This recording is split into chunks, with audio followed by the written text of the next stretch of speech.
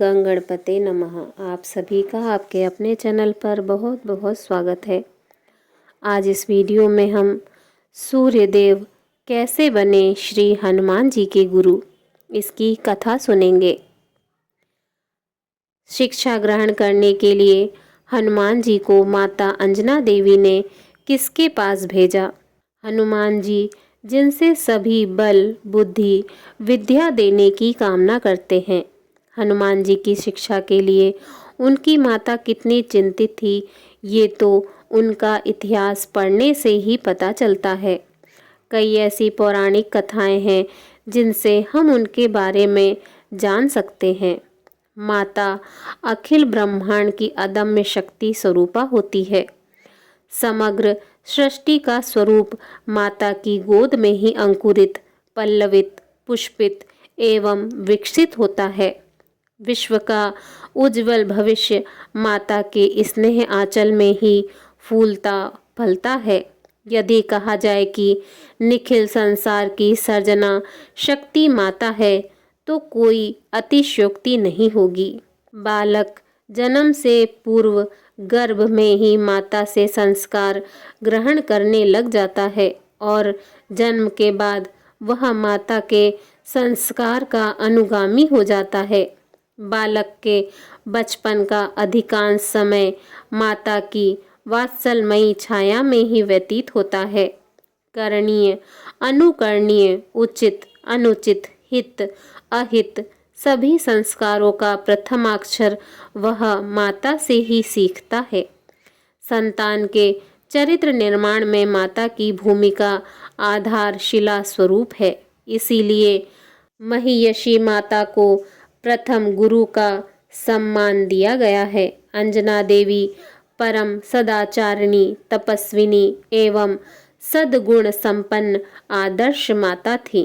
वे अपने पुत्र हनुमान जी को श्लाघनीय तत्परता से आदर्श बालक का स्वरूप प्रदान करने की दिशा में सतत जगत और सचेष्ट रहती थी।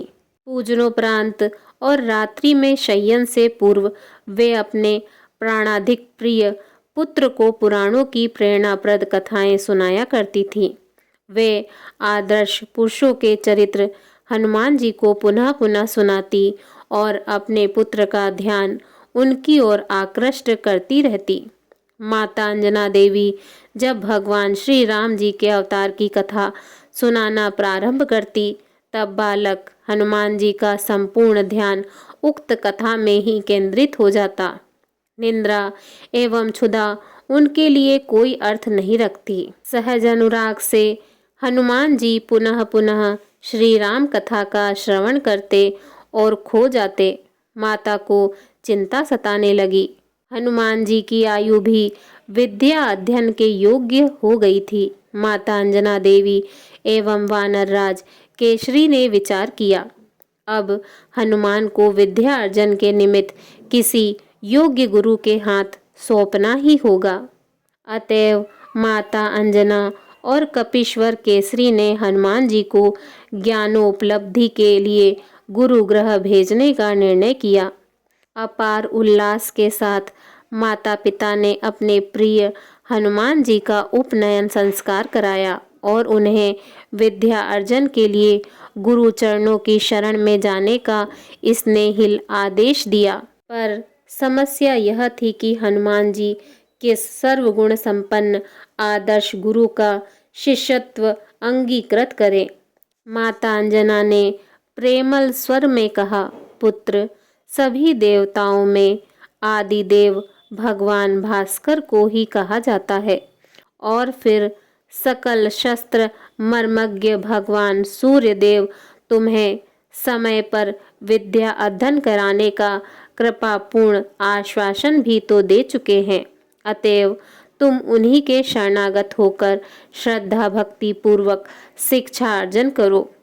हनुमान जी माता पिता के श्री चरणों में अपने प्रणाम सादर निवेदित कर आकाश में उछले तो सामने सूर्यदेव के सारथी अरुण मिले।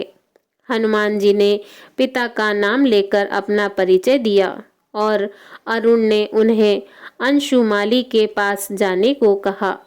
अंजनेय ने अतीव श्रद्धापूर्वक भगवान सूर्यदेव के चरणों का स्पर्श करते हुए उन्हें अपना हार्दिक नमन निवेदित किया। विनीत हनुमान जी को बंधांजलि खड़े देख भगवान भुवन भास्कर ने स्नेहिल शब्दों में पूछा, बेटा आगमन का प्रयोजन कहो। हनुमान जी ने विनम्र स्वर में निवेदन किया, प्रभु मेरा यज्ञोपवीत संस्कार संपन्न हो जाने पर माता ने मुझे आपके चरणों में विद्यार्जन के लिए भेजा है। आप कृपा पूर्वक मुझे ज्ञान दान कीजिए। सूर्यदेव बोले, बेटा मुझे तुम्हें अपना शिष्य बनाने में अमित प्रसन्नता होगी, पर तुम तो मेरी स्थिति देखते ही हो। मैं तो अहरनिश अपने रथ पर सवार दौड़ता रहता हूँ। सूर्यदेव की बात सुनकर हनुमान जी बोले, प्रभु वेग पूर्वक चलता आपका रथ कहीं से भी मेरे अध्ययन को बाध्य नहीं कर सकेगा। हाँ, आपको किसी प्रकार की असुविधा नहीं होनी चाहिए। मैं आपके सम्मुख रथ के वेग के साथ ही आगे बढ़ता रहूँगा। हनुमान जी सूर्यदेव की ओर मुख करके उनके आगे आगे स्वाभाविक रूप से चल रहे थे। भानु सो पढ़न हनुमान गए भानुमन, अनुमानी शिशु केली कियो फेर फार सो। पाछिले पगनी गम गगन मगन मन, क्रम को न भ्रम कपि बालक बिहार सो।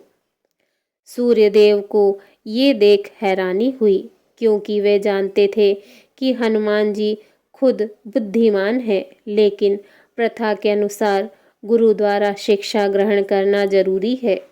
इसीलिए सूर्यदेव ने कुछ ही दिनों में उन्हें कई विद्याएं सिखा दी, जिससे वे विद्वान कहलाए। बोलिए श्री राम भक्त हनुमान की जय। जय जय श्री राम। अगर आपको यह कथा पसंद आई हो तो प्लीज़ वीडियो को लाइक करें और इसी तरह की धार्मिक और पौराणिक कथाओं को सुनने के लिए मेरे चैनल को सब्सक्राइब करें। धन्यवाद। जय जय श्री राम।